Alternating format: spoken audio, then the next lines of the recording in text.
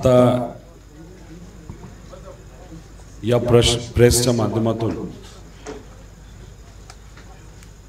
आपल्या सर्वांना काही गोष्टी सांगायच्या। एक तर आपल्या सर्वांना माहिती आहे, युवा संघर्ष यात्रा ही आता आपण महाराष्ट्र धर्मासाठी, युवांच्या हितासाठी, महाराष्ट्राच्या नागरिकांच्या हितासाठी ही काढलेली आहे।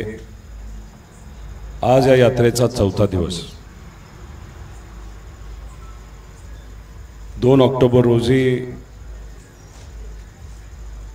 आदरणीय पवार साहेबांशी चर्चा करून आज युवा पिढीमध्ये असणारी खतखत, युवा पिढी समोर असणारे प्रश्न, अडचणी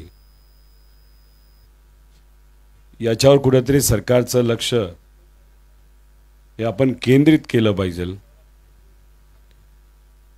तसंच याच्यावर कुणीतरी बोललं पाहिजे। आज शेतकऱ्यांच्या अनेक अडचणी आहेत, कष्टकऱ्यांच्या अडचणी आहेत, छोट्या मोठ्या व्यावसायिकांच्या अडचणी आहेत, विद्यार्थ्यांच्या अडचणी आहेत। मग याबाबत सरकारचं लक्ष वेधून या अडचणी आपल्याला कशा सोडवता येईल अशी चर्चा जेव्हा आदरणीय पवार साहेबांबरोबर झाली तेव्हा त्यांचं मत आलं की आज या महाराष्ट्रामध्ये महाराष्ट्रातली जनता संघर्ष करत आहे, युवा संघर्ष करत आहे। यांचा जो संघर्ष आहे तो खूप मोठा आहे।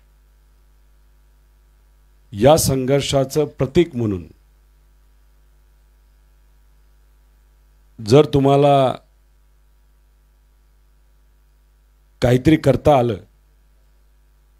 त्याचा तुम्ही विचार करा, लोकात जावा, लोकांशी चर्चा करा। जे मुद्दे तुमच्याकडे आलेत ते तेवढेच नसतील, अजून अनेक मुद्दे तुम्हाला लोकांमध्ये गेल्यानंतर कळतील। मग हे सांगितल्यानंतर 3 ऑक्टोबर रोजी आम्ही सर्वांनी मिळून पत्रकार परिषद घेतली आणि आपण युवा संघर्ष पदयात्रा काढत आहोत असं जाहीर केलं। 9 ऑक्टोबरला आपण अजून एक पत्रकार परिषद घेतली आणि मग आपण कुठल्या दिवशी यात्रा सुरू करणार आहोत, ती कुठल्या कुठल्या तालुक्यातून जाईल, त्याचं स्वरूप काय असेल, त्याच्याच बरोबर आपण कुठले मुद्दे घेत आहोत हे त्या प्रेस कॉन्फरन्समध्ये आम्ही सर्वांनी मिळून सांगितलं। आणि मग ठरल्याप्रमाणे 24 ऑक्टोबर रोजी पुण्यामध्ये आपण आशीर्वाद यात्रा दसऱ्याच्या निमित्तानं काढायची। त्या यात्रेमध्ये युवा मोठ्या संख्येने येतील, त्यांचे प्रश्न प्रामुख्याने आपण मांडतच आहोत। आणि मग आदरणीय पवार साहेब तिथे येऊन आपल्या सर्वांना संबोधित करतील असं ठरलं होतं। आणि त्या पद्धतीने तुम्ही जर बघितलं तर 24 ऑक्टोबर रोजी तशाच पद्धतीने एक आशीर्वाद यात्रा झाली। खूप चांगला प्रतिसाद। दसऱ्याचा दिवस असताना, घरी सणासुदीचे कार्यक्रम असताना सुद्धा युवा मोठ्या संख्येने तिथे आले आणि ती आशीर्वाद यात्रा पुण्यामध्ये संपन्न झाली। 25 तारखेपासून आपण तुळापूर पासून दिवसाला 18 ते 20 किलोमीटर करत आपली मुख्य यात्रा जी आहे त्याची सुरुवात करणार होतो। 24 तारखेला आपण महात्मा फुले वाड्याला गेलो, तिथं दर्शन घेतलं। लाल महालाला गेलो, तिथं दर्शन घेतलं। लहुजी वस्तादांनी जी पहिली तालीम सामान्य लोकांसाठी काढली होती तिथं जाऊन आपण दर्शन घेतलं। आणि 25 तारखेनंतर तुळापूर पासून आपल्या यात्रेची सुरुवात झाली. सकाळच्या वेळेस छत्रपती संभाजी राजांच्या विचाराने प्रेरित झालेली भूमी, त्या भूमीचं दर्शन घेतलं आणि आम्ही आमची यात्रा सुरू केली. संध्याकाळच्या वेळेस जेव्हा आपली यात्रा 15 किलोमीटरनी पुढे गेली होती, तेव्हा कुठंतरी आम्हाला कळालं की युवांच्या हितासाठी आणि प्रामुख्याने मराठा समाजाच्या युवांसाठी लढणारे, जे प्रामाणिकपणे लढणारे जे जरांगे पाटील आहेत, त्यांनी निर्णय घेतलाय की ते परत मराठा समाजाच्या आरक्षणासाठी आणि युवांच्या प्रश्नांसाठी उपोषण करणार आहेत. आता याच्या मागची पार्श्वभूमी आपण सर्वांनी जर बघितली तर जरांगे पाटलांनी आत्तापर्यंत अनेक अशी आंदोलनं केलेली आहेत आणि ती प्रामाणिकपणे केलेली आहेत आणि 6 आंदोलनं अशी झालीत असं आम्हाला समजतं. जे शेवटचं आंदोलन होतं ते शांततेत सर्वांना विश्वासात घेऊन ते जेव्हा करत होते, तेव्हा जी घटना घडली ज्याचा निषेध हा अख्ख्या महाराष्ट्राने केला, मराठा समाजाने केला, सर्व इतर समाजाने केला, तो म्हणजे त्या दिवशी जे काय लाठीचार्ज झाला, महिलांवर झाला, युवांवर झाला आणि त्याचा निषेध हा आपण सर्वांनी केला. त्यानंतर सरकार हे जरांगे पाटलांची चर्चा करायला सुरुवात केली. त्याच्या पहाटेच्या वेळेस मी स्वतः तिथं गेलो होतो. डॉक्टरांची चर्चा केली, सामाजिक कार्यकर्त्यांची चर्चा केली, तिथल्या अडचणी समजून घेतल्या. कशा परिस्थितीने, कुठल्या वातावरणामध्ये, कोणाच्या आदेशाने त्या गोष्टी तिथं झाल्या, तिथं असणाऱ्या लोकांनी सांगितले. आदरणीय पवारसाहेब दुसऱ्या दिवशी जाऊन तिथं भेटले. जेव्हा सरकारकडनं मुख्यमंत्री असतील, मंत्री असतील, त्यांचे प्रतिनिधी असतील, जेव्हा अनेक वेळा ते भेटले, तेव्हा कदाचित 14 सप्टेंबर रोजी मुख्यमंत्री एकनाथजी शिंदे साहेब हे अंतरवलीला, सराटीला दाखल झाले आणि मग तिथं काही शब्द या स्वाभिमानी महाराष्ट्राचे मुख्यमंत्री म्हणून त्यांनी दिले, ज्याच्यामध्ये 30 दिवसामध्ये आम्ही मराठा समाजाला आरक्षण देऊ असं त्यांनी सांगितलं. व जरांगे पाटीलांनी त्यात अधिकचे 10 दिवस दिले, म्हणजे 40 दिवस हे सरकारकडे होते. त्याच्याच बरोबर आपण जर बघितलं, तिथे असणाऱ्या अनेक युवांवर पोलिसांकडनं वेगळ्या वेगळ्या कलमाच्या अंतर्गत कारवाई करण्यात आली होती.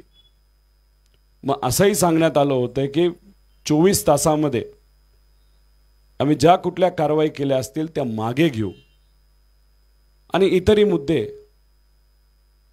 त्या चर्चेमध्ये झाले. आणि मग जरांगे पाटलांनी मुख्यमंत्र्यांवर, मंत्र्यांवर विश्वास ठेवून त्यांचं उपोषण मागे घेतलं आणि त्यानंतर अनेक जिल्ह्यांमध्ये जाऊन, तालुक्यांमध्ये जाऊन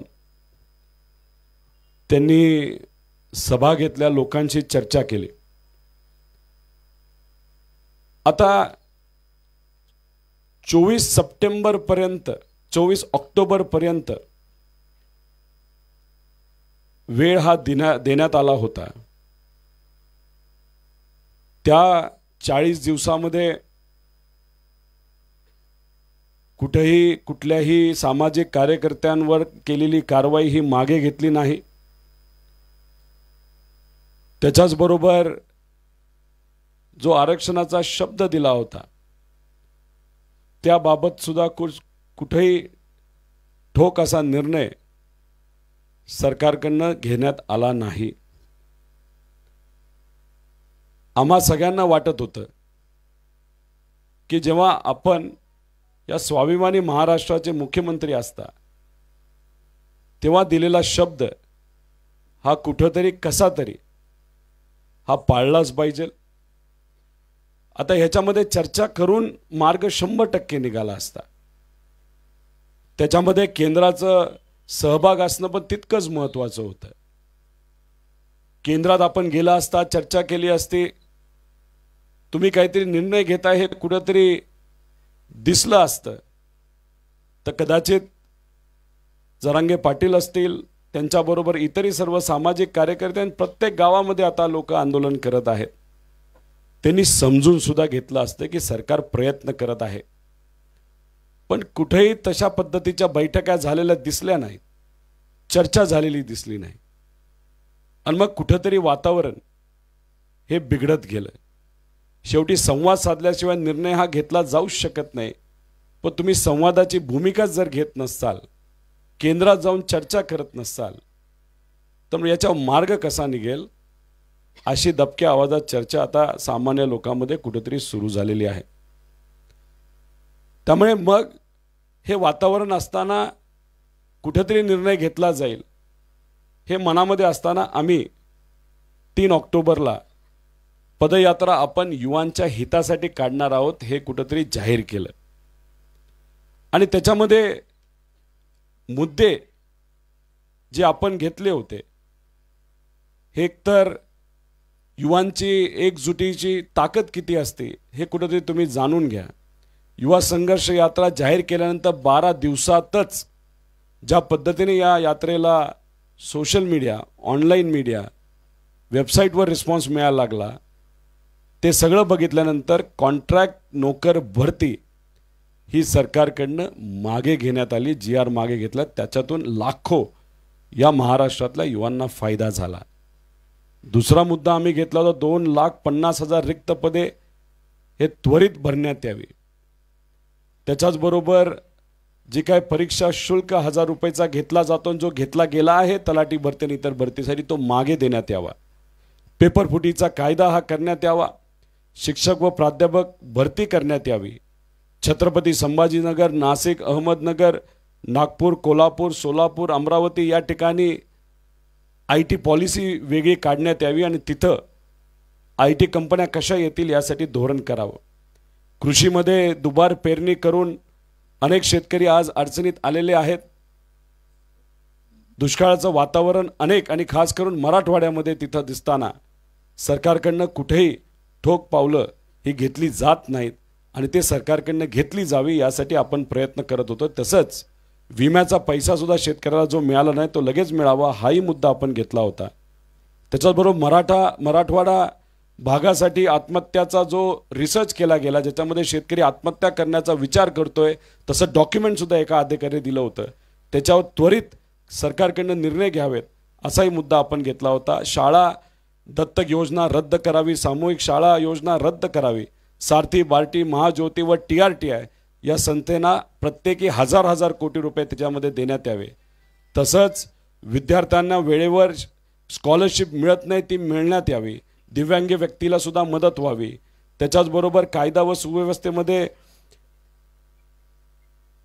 आपल्याला ड्रगच्या विळख्यात असणाऱ्या युवांच्या बाबतीतले आपण मुद्दे घेतले होते आणि ज्या पद्धतीने पहिला मुद्दा हा स्वीकारला, आमचा विश्वास होता की टप्प्याटप्प्याने 45 दिवस होऊस तर हे त्यातले मी जे बोलले ते सर्व मुद्दे हे निकाली लागतील असा आम्हा सगळ्यांना विश्वास होता आणि 100% लागले असते।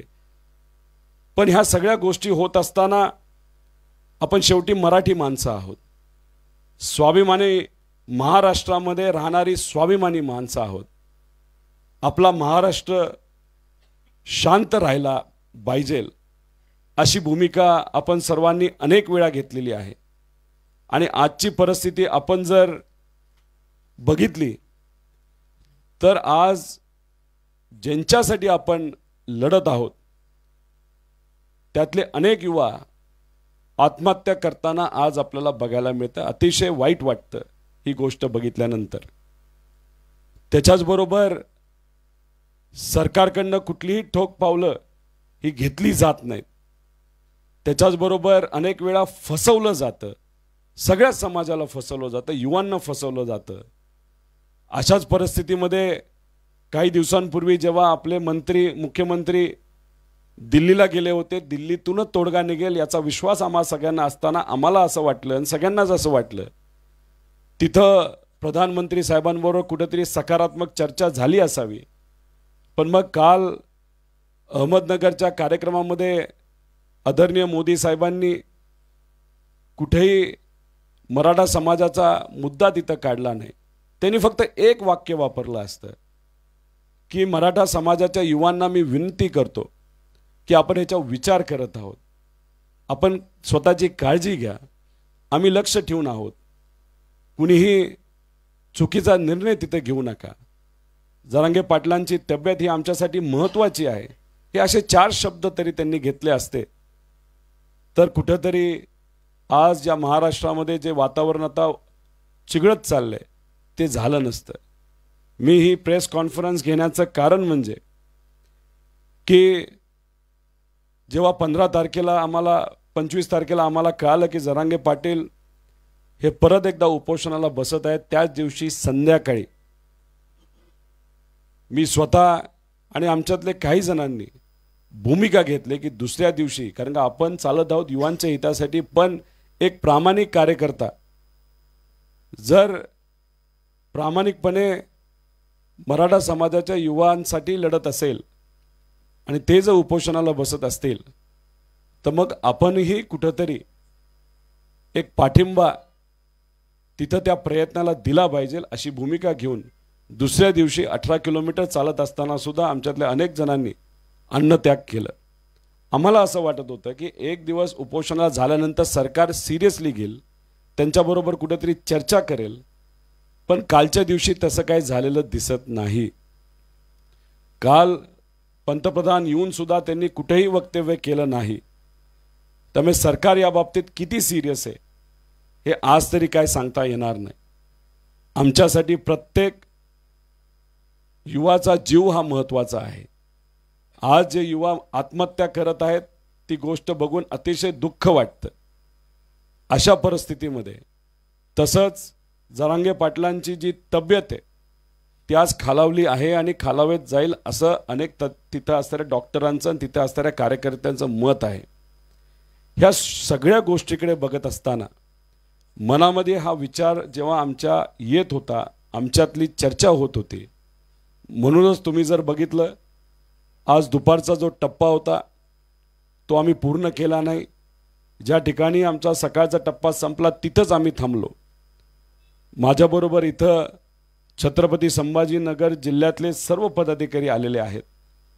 त्यांनी व्यक्तिगत मला एक पत्रसुद्धा दिलेलं आहे आणि त्या पत्रामध्ये जे सर्व सामाजिक कार्यकर्ते आहेत त्यांची भूमिका छत्रपती संभाजीनगर त्या भागातली असेल इतर आसपासच्या भागातली त्यांनी व्यक्त केली. बीडचे पदाधिकारी थोड्याच वेळाच इथं येत आहेत आणि आले आहेत. जिल्हा अध्यक्ष संदीप भैया क्षीरसागर आलेले आहेत, इतरही सर्व मान्यवर इथं आलेले, जालन्याचे सर्व पदाधिकारी इथं आलेले आहेत, काही सामाजिक कार्यकर्ते सुद्धा आहेत. त्यांनी सुद्धा फोनवर आमच्या सर्वांशी चर्चा केली, आम्हाला विनंती केली. आमच्या मनामध्ये हा विषय चाललाच होता. काल रात्रीपासून आम्ही सातत्याने सर्वजण चर्चा करत होतो. सकाळी सुद्धा आमच्या सगळ्यांची चर्चा झाली. त्यांच्याशी चर्चा झाल्यानंतर आमच्या मनामध्ये त्याबाबत एक विचारसुद्धा होत होता आणि मग आज इथं ह्या सर्व जालना असेल, बीड असेल, छत्रपती संभाजीनगर असेल, परभणी असेल, हिंगोली असेल, तसंच पश्चिम महाराष्ट्रातले अनेक इथं देवदत्त भाऊ निकमसुद्धा आहेत, इथं पवारताई आहेत, पुणे जिल्ह्यातले पदाधिकारी भेटले.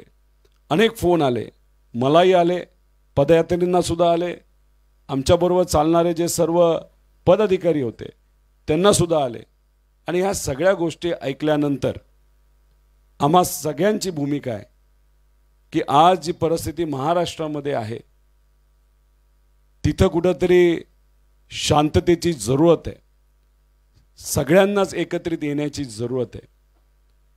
जे आज युवा पिढीसाठी लढत आहेत त्यांना कुठंतरी आपल्या सर्वांना पाठिंबा हा दिलाच पाहिजे. जरांगे पाटलांच्या आरोग्याची काळजी ही आपण घेतलीच पाहिजे. आज युवा जे आत्महत्या करत आहेत त्याची नोंद घेतलीच पाहिजे आणि आत्महत्या थांबवाव्यात यासाठी आपल्या सर्वांना पार्टीचे लेबल काढून या स्वाभिमानी महाराष्ट्रातले एक नागरिक म्हणून आपला जो काय प्रयत्न करता येईल तो प्रयत्न करावा लागेल आत्महत्या थांबवण्याचा. आणि हे वातावरण अजून वेगळ्या दिशेने जाऊ नये यासाठी या महाराष्ट्रातली तमाम जनतेने आपल्याला प्रयत्न करावे लागतील. या सगळ्या गोष्टी मनामध्ये ठेवून आपला स्वाभिमानी महाराष्ट्र शांत राहिला पाहिजे. युवांना संधी मिळाली पाहिजे, युवांचं ऐकलं गेलं पाहिजे. यासाठी आम्ही एक निर्णय सर्वजण मिळून घेत आहोत की ही यात्रा जी आपण युवांसाठीच काढली होती, महाराष्ट्राच्या नागरिकांसाठी काढली होती, महत्त्वपूर्ण विषय घेऊन काढली होती, ती काही काळ आपण स्थगित करत आहोत.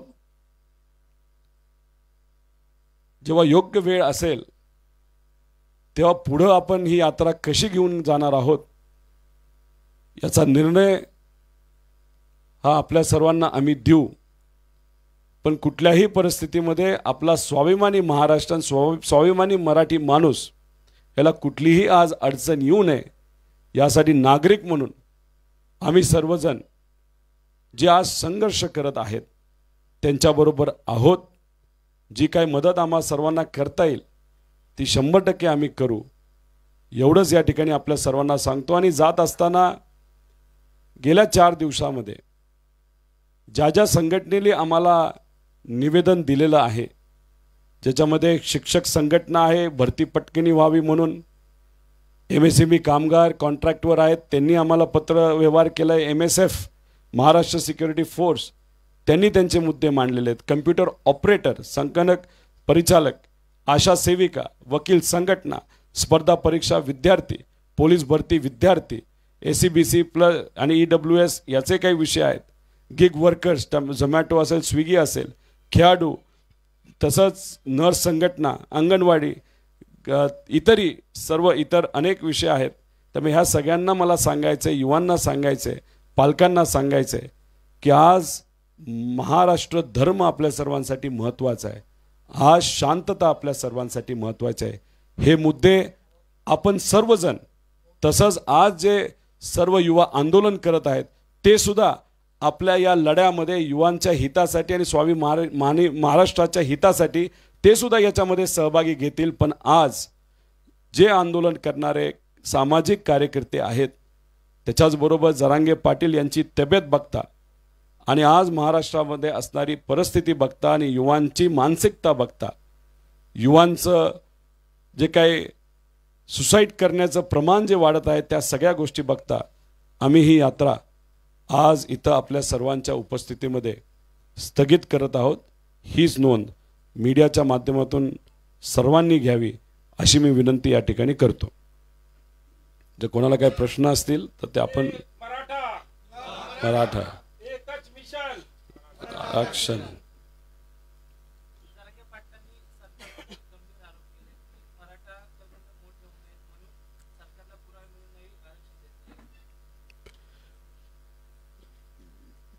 त्यांचा अभ्यास त्या बाबतीत नक्कीच चांगला असावा. त्यांचं जे मत आहे ते मत खरं आहे की आज अनेक युवांना संधी मिळत नाही, म्हणूनच आम्ही युवा संघर्ष यात्रा करत होतो. ते ज्या विषयासाठी लढत आहेत त्याच विषयासाठी आम्ही सुद्धा लढत होतो. त्यामुळे आज ज्या पद्धतीचं राजकारण या महाराष्ट्रामध्ये होत आहे, मुद्द्यावर कुणी बोलत नाही, खोटी आश्वासनं दिली जातात. आम्ही सातत्याने हेच सांगतोय की जेव्हा जालन्यामध्ये लाठीचार्ज झाला होता त्याची एन्क्वायरी ज्युडिशियल एन्क्वायरी व्हायला पाहिजे होती, त्याची शासकीय एन्क्वायरी होत नाही. मार्ग कुठलाही निघत नाही. हजारो एन्क्वायरी अशाच पडीक आहेत. मी स्वतः याच्यावर अनेक वेळा बोललेलो आहे, मीडियामध्ये बोललेलो आहे. जेव्हा जरांगे पाटलांची खूप मोठी अशी सभा ज्याच्यामध्ये लाखो लोक आली होती, तिथं इंटरनेट बंद केलं होतं, फेसबुक बंद केलं, तेव्हा मीच बोललो होतो. भूमिका आपण घेत असतो, त्यांची भूमिका योग्यच आहे. आज या महाराष्ट्रामध्ये परिस्थिती बघता तर युवकांना संधी कुठेही आज मिळत नाही आणि त्याच मुद्द्यावर आज खऱ्या अर्थाने बोलण्याची जरूरत आहे.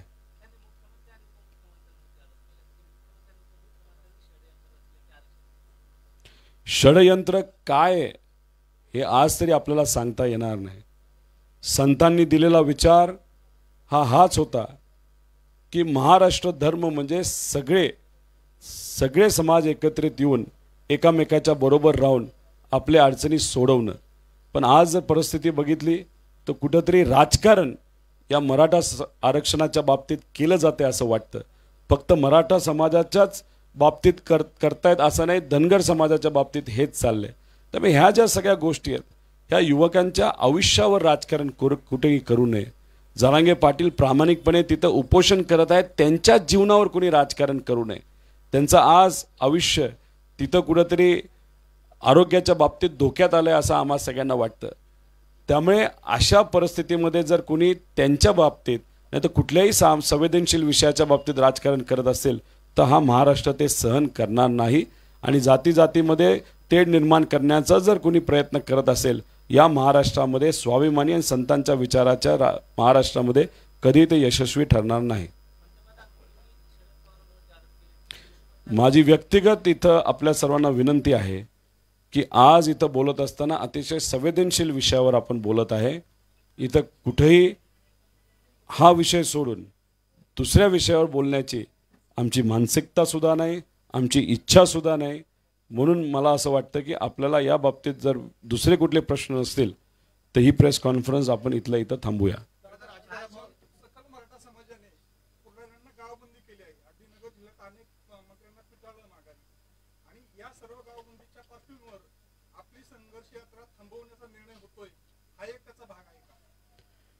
गावबंदी आहे म्हणून ही संघर्ष यात्रा थांबवली जात नाही. आम्ही सर्वजण भावनिक आहोत. आज महाराष्ट्र पेटला आहे, महाराष्ट्र आज अस्वस्थ आहे. आज विविध ठिकाणी मुलं आत्महत्या करतात. ज्यांच्यासाठी आम्ही लढतोय तीच मुलं जर आत्महत्या करत असतील तर मग अशा परिस्थितीमध्ये आपण यात्रा पुढे कशी घेऊन जाऊ शकतो? तुम्ही जर बघितलं, एका गावामध्ये आम्हाला अडवलं होतं. आम्ही स्वतः जाऊन तिथे चर्चा केली. चर्चा केल्यानंतर ते स्वतः आमच्याबरोबर आले. त्यांचं मत आलं की आरक्षणाला तुम्हाला पाठिंबा द्यावा लागेल, जो आम्ही दिलाच आहे, पण त्याच्याचबरोबर तुम्ही जे घेतलेले मुद्दे ते सुद्धा महत्त्वाचे आहेत. आणि अशा परिस्थितीमध्ये प्रत्येक गावामध्ये जाऊन ही भूमिका आम्ही घेऊ शकलो असतो, पण नाही. जर अशांत आपला महाराष्ट्र असेल तर आम्हाला आमची दुसरी कुठली भूमिका घ्यायची नाही. ही यात्रा उद्या आपण कधीतरी काढू, पण आज तरी नाही. आज आम्ही तुर्तास तात्पुरतं या यात्रेला स्थगित करत आहोत.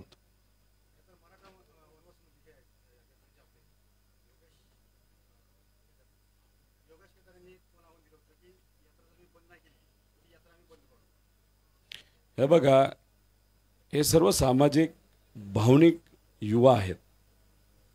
कोण आहेत ते मला खरं माहीत नाही. कदाचित अनेक लोक मला भेटत असतात, पण गेले 4 दिवस झालं मी कुठलाही फोन घेऊ शकलो नाही. कारण का ज्या ज्या गावात जातो तिथे लोक आपल्या आपल्या अडचणी घेऊन आलेले आहेत.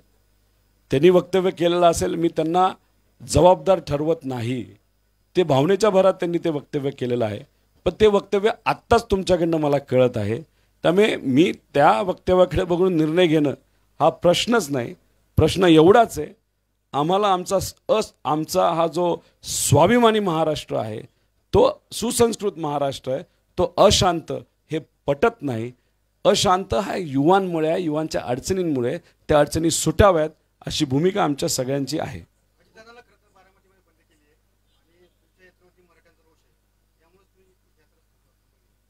मी माझी भूमिका इथं सांगितलेली आहे. मी स्वतः मराठा आहे. मग आता मी स्वतः माझी भूमिका घेऊन माझी यात्रा इथं कशामुळे स्थगित करत आहोत हे तुम्हाला सांगितलेलं आहे. त्यामुळे तुम्ही जर म्हणत असाल मी घाबरलो का, जर या महाराष्ट्रामध्ये युवा आत्महत्या करत असेल, हो मी घाबरलो. हा जो स्वाभिमानी महाराष्ट्र, जो सुसंस्कृत महाराष्ट्र आहे, तिथं जर अशांत असेल, हो मी घाबरलो.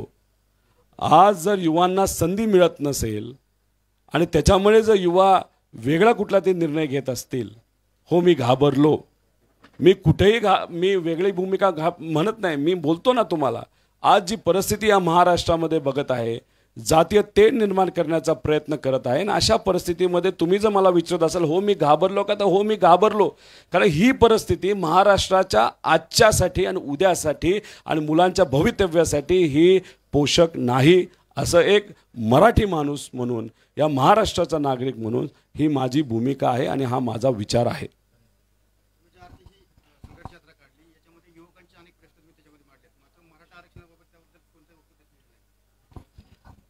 टी व्हीवर अनेक वेळा मी भूमिका घेतलेली आहे, सभागृहामध्ये मी मुद्दे मांडलेले आहेत, आणि हे जे सर्व मुद्दे आहेत ते इथंच संपणार असं नाही.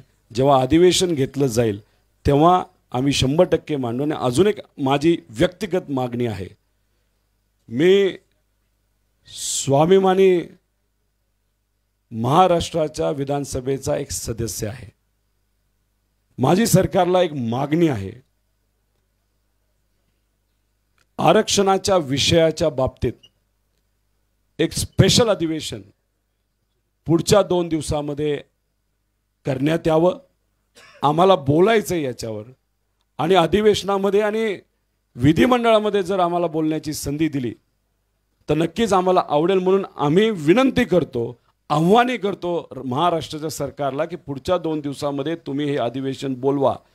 आणि माझं अजून एक मत आहे की काही महिन्या म्हणजे सप्टेंबर महिन्यामध्ये केंद्राने सुद्धा पार्लमेंट बोलावली होती, जरूरत नसताना. नवीन पार्लमेंट दाखवण्यासाठी त्यांनी पार्लमेंट बोलवली.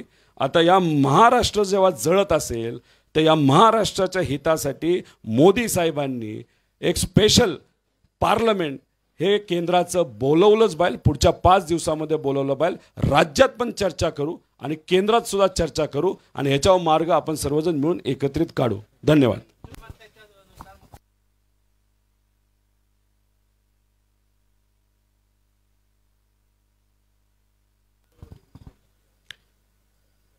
तुम्ही जर बघितलं तर मोदी साहेब काल येऊन गेले. परवा मुख्यमंत्री उपमुख्यमंत्री दिल्लीला गेले होते. पण आज टी व्हीवर काय चर्चा चालू आहे की 7 मंत्रीपद भाजपला मिळणार, 5 मंत्रीपद शिंदे गटाला मिळणार, आणि 3 मंत्रीपद हे अजितदादांचे जे काही आमदार आहेत त्यांच्यातल्या काही लोकांना मिळणार. ही चर्चा करायची जरूरत आज आहे का? या बाबतीत तुम्ही जर दिल्लीला जाऊन महाराष्ट्र जेव्हा पेटला असेल, तुम्ही फक्त पदाबद्दलच बोलणार असाल, सामान्य लोकांच्या मुद्द्यावर तुम्ही बोलणार नसेल, तर हे सामान्य लोकांना कसं पटणार?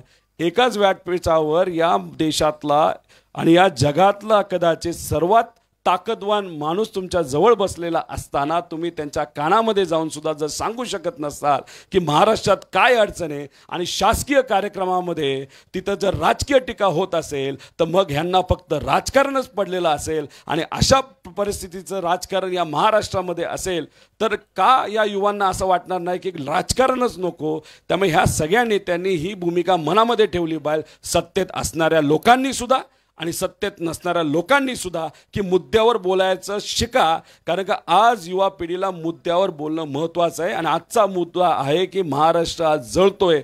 मराठा आरक्षणाचा मुद्दा अतिशय महत्त्वाचा आहे. त्याच्यावर चर्चा करून तोडगा काढण्यापेक्षा अनेक लोकांना पदं पडलेली आहेत. हे खरंच शोकांतिका आहे आपल्या या राजकारणामध्ये, असं मला वाटतं.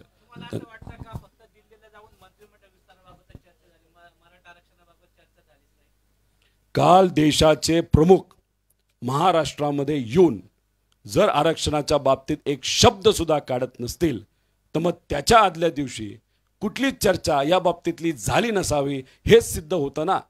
कारण का जर महाराष्ट्र सगळ्यात ताकदवान राज्य या देशातलं, त्याचे मुख्यमंत्री त्याचे उपमुख्यमंत्री दिल्लीला जातात, चर्चेला बसतात, प्रधानमंत्री साहेबांना नाही तर शहा साहेबांची चर्चा करतात, आणि दुसऱ्या दिवशी कुठेही त्याचा रेफरन्स येत नाही, मुद्दा बोलला जात नाही. मग कदाचित आदल्या दिवशी चर्चाच झाली नाही असंच आपल्याला समजावं लागेल ना. कारण त्या दोघांपेक्षा तिसरं तर कुणी नव्हतं तिथं. धन्यवाद.